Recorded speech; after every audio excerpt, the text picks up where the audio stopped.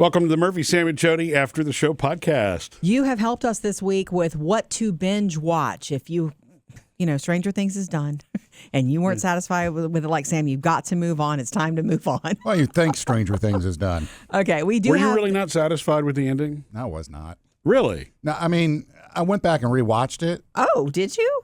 Just the first hour until they took care of Vecna. Okay. I didn't care about the second. You didn't care about the whole sap. second half. It was just like It was emotional.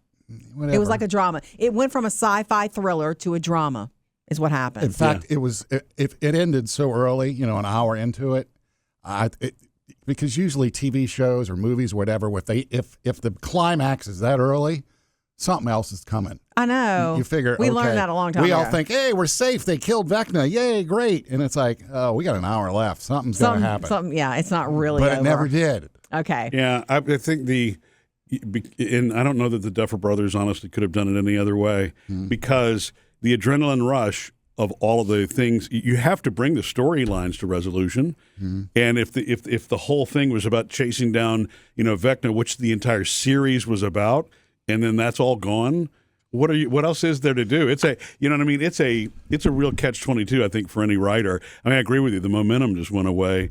But I mean, to me, I'm like, okay, I get it. Right.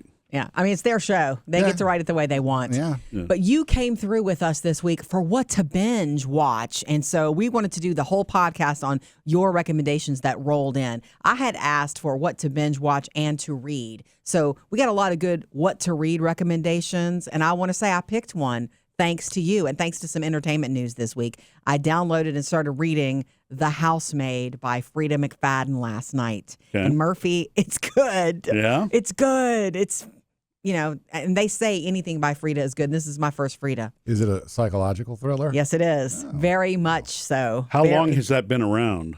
I don't know. At least a couple of years, that trilogy, a year at least, because, Amanda Seyfried and Sydney Sweeney made the movie. And the news this week is that Sydney Sweeney has signed on to do the second movie. There's 3 books in the it's a trilogy story. So I wanted to see the movie, but now I'm reading the book first. I'm a fan of both of those actresses. I really like them both. So I thought I want to see the movie, but a good read is a good read is a good read. Sure. By the time you finish the book, it'll be on streaming. Oh, you're right. Okay. So very excited, and thank you for the recommendations and for introducing me to this author. One of my very best friends reads her all the time and tells me, you got to read Frida. So I'm now doing it.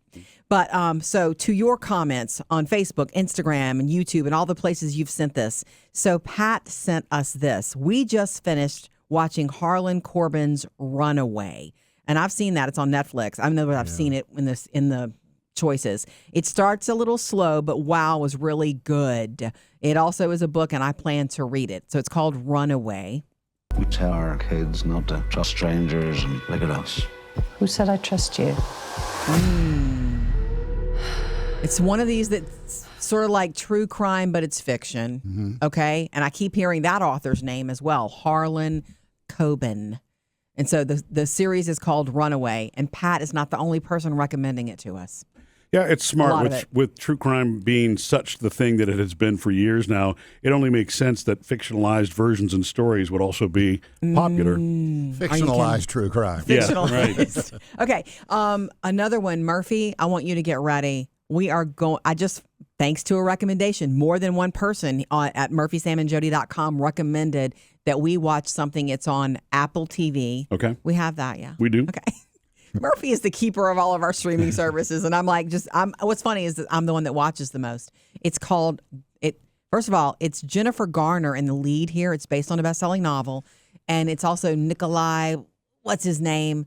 The guy who played Jaime Lannister in Game of Thrones. Yeah. It's called The Last Thing He Told Me. I can't believe this is happening. Your husband is not who you think he is.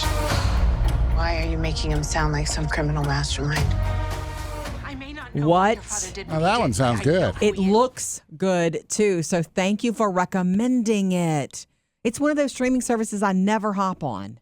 Murphy, our Apple. Yeah, I know. And there are a number of really very successful series that are on Apple TV. Are you kidding? My cousin Crystal is mad at me, straight up, genuine mad that I'm not watching the morning show. With Jennifer Aniston. Yeah. Yeah. I watched But they one say episode and I wasn't in it. It's kind of a heavy series. I think it's more of a drama. That's part of the reason for that. Okay. My question on, the last thing you told me is going to be, am I going to be constantly reminding myself this is not Jamie Lannister. This is not Jamie Lannister. Does he have both hands? I just want to say this. He's a really talented actor, but he looks like he's very classically good looking. So he's perfect for this because you want to like him at first and you can believe he can just be that guy. But all of a sudden there's something else there is what it sounds like this is about. And we know there were many layers to him in Game of Thrones. So yay. Yeah, some layers that were a little creepy. But anyway. Yeah, I'm so excited to watch this. If you want to watch it with me, we can this is on our watch list, Murphy. Okay. Okay? I trust you. Okay. We also got a bunch of recommendations for All Her Fault on Peacock. 99% of the time when a child goes missing, it's a misunderstanding between parents, grandparents, and nannies. Some familiar faces here, but realize that's serious. Yeah. That's about a child that's missing. It's fictionalized, but Kelly recommended that. So did Sherry. So did Bill. I mean, are you kidding me? A lot of recommendations coming in for that. Okay. So if you can watch true crime, you can watch fictional crime, Sam. Just going to throw that out. Okay, here's one on Netflix that we got a bunch of recommendations for. Karen said, my husband and I watched Ripple on Netflix. Also, Ripple on Netflix is so good. That came in from Stacy. I started it, Murphy. It's one of those shows. This wouldn't be for you, Sam, I don't think. Of course, you like Love Actually. It's emotional. What if we were all a part of something larger? You also said that music was the one thing that can make you feel. Maybe there's some grief in your choice to give it up. So it's all these people living near one another and how their lives sort of connect and how they interact but don't even know each other. It's one of those think about the world we live in. It's a small world, emotional thing. A lot of those characters in Love Actually are interacting, or right, in and out of each other's lives. Correct. So a lot of you recommending Ripple to us. And that's on Netflix? It's on Netflix. I started it. What do you think? Because so many of you on our website recommended it, I'll finish it. But I don't see you finishing it, Sam. I see you giving it 5 minutes and going. Is it one that I would watch with you, Jodi? I think you would be like, eh. It feels like a chick show. Okay. 100%. Fair enough. Okay. It feels like your heart might not. Plus, there's an old couple in it that might upset you because of the way you acted at the Notebook, Murphy. I don't think you know. Well, yeah, I don't like those. I know you don't like. Sad. You don't want to face that the end will come. Okay, yeah. Suzanne sent, if you are a Grey's Anatomy fan, The Resident is amazing. So Rhonda, Ripple on Netflix is amazing. K 11/22/63 is on Netflix again. I had watched the series before and liked it. Yeah, that was on, I think, a Hulu series to begin with, and now it's on Netflix. I never watched it, but I read the book. James Franco. It's based on a Stephen King book, 11/22/63. It's about a man who, this is my problem with it. It's a time travel thing. Yeah, but it's not weird time travel. Murphy, he finds himself back in time, and then he finds himself in the middle of possibly being able to stop the JFK assassination. Yeah, I remember the premise of the book, and they never made a movie, right, Sam? It was just the series. Series, yeah. But you liked the series, didn't you? I liked the book. The book was a lot better. The great. series was just like, a couple of things were missing from it. The book was much better. Okay.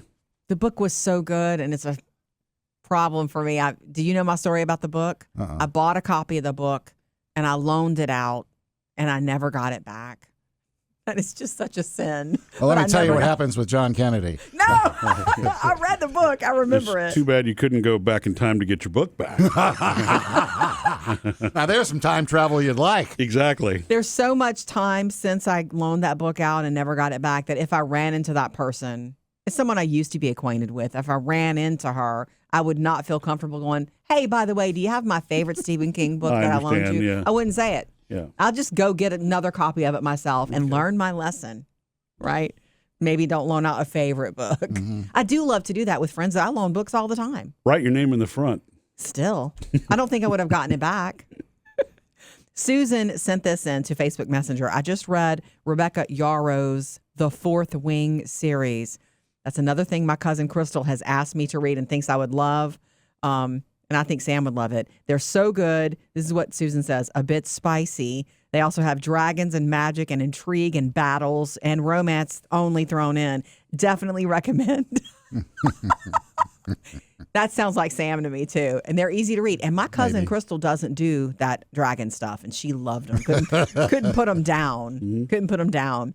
So I also wanted to throw out honorable mention for The Pit Season 2, because we have a lot of people who are just now discovering the first season. Your replacement came in early. She's just covering while I go on my little sabbatical. If you want to binge something, there's a whole first season. The second season just dropped this month, January. And I heard today, Hollywood Outsider stuff, is that season 3 has already been green-lit at HBO. They're definitely Well, that's a doing sign of season success, 3. isn't it? Yeah. For sure. Subscribe to the Murphy, Sam, and Jody podcast. Free and easy.